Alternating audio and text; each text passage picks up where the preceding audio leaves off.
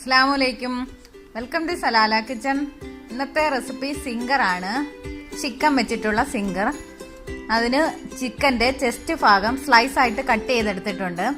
അതിൽ 1 ടീസ്പൂൺ മുളക് പൊടി, 1 teaspoon ginger garlic paste, 1 teaspoon പുതിനയില പേസ്റ്റ് ആക്കിയത്. അത് നന്നായിട്ട് അരച്ച് മിക്സാക്കി തേച്ചതാണ്. ഇത് ഇനി സിംഗർ പൗഡറിൽ നന്നായിട്ട് മുക്കിയെടുക്കണം.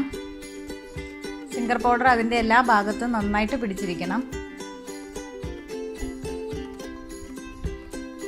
സിംഗർ പൗഡർ കടകളിൽ വാങ്ങിക്കാൻ കിട്ടുന്നതാണ്, സൂപ്പർ മാർക്കറ്റിലൊക്കെ വാങ്ങാൻ കിട്ടുന്നതാണ്.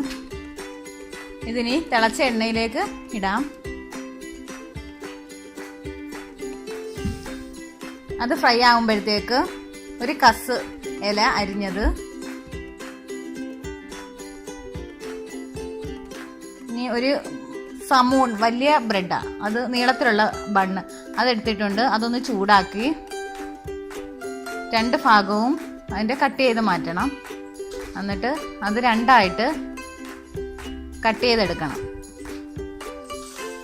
അതിലേക്ക് മയോണൈസ് തേച്ച് കൊടുക്കാം. 2 ഭാഗത്തും നന്നായിട്ട് മയോണൈസ് തേച്ച് കൊടുക്കണം.